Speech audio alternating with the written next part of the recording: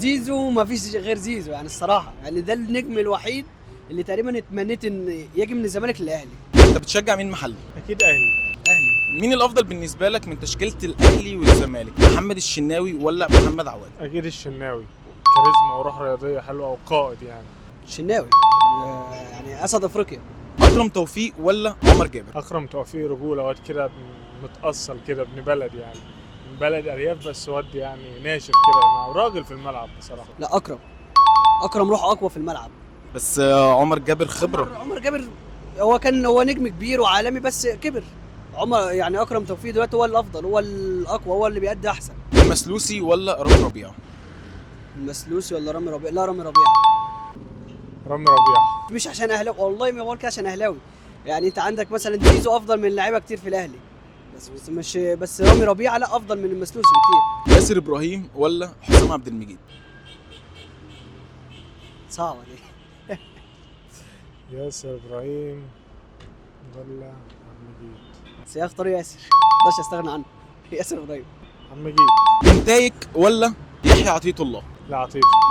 ويحيى عطية الله لسه صفقه جديده معانا، بس يعني بالنتائج دي كلها لا هيعدي بنتائج بكتير. تختار مين فيهم؟ خلينا في عطية الله. دونجا ولا مروان عطية؟ انت اللي تقول. مروان. مروان عطية. كوكا ولا ناصر ماهر؟ كوكا بصراحة. ناصر ماهر.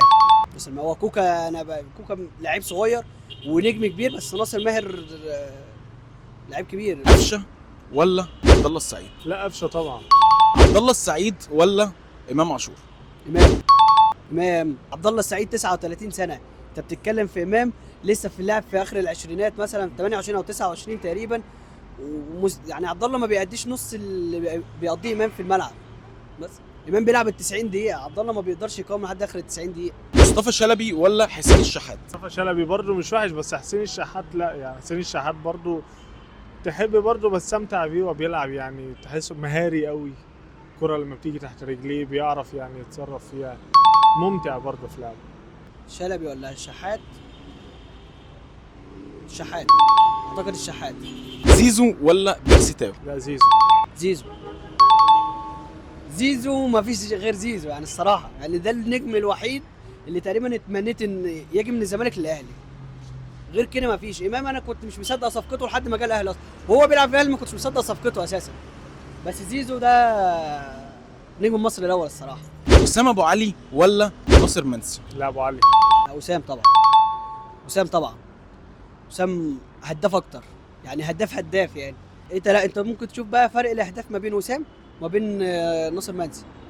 انت تلاحظ فرق الاهداف، يعني تشوف طريقه التسجيل، طريقه التحركات في الملعب، طريقه ان هو طريقه الدفاع بتاعته، ده بيرجع يؤدي واجباته الدفاعيه، ده ما بيرجعش. وعلى فكره اسلوب اللعيب بيفرق في الملعب، يعني انت شوف اسلوب وسام من اسلوب مثلا. تحب تقول حاجه قبل ما ننهي الحلقه دي؟ الاهلي رقم 1 في مصر وافريقيا والعالم كله. بس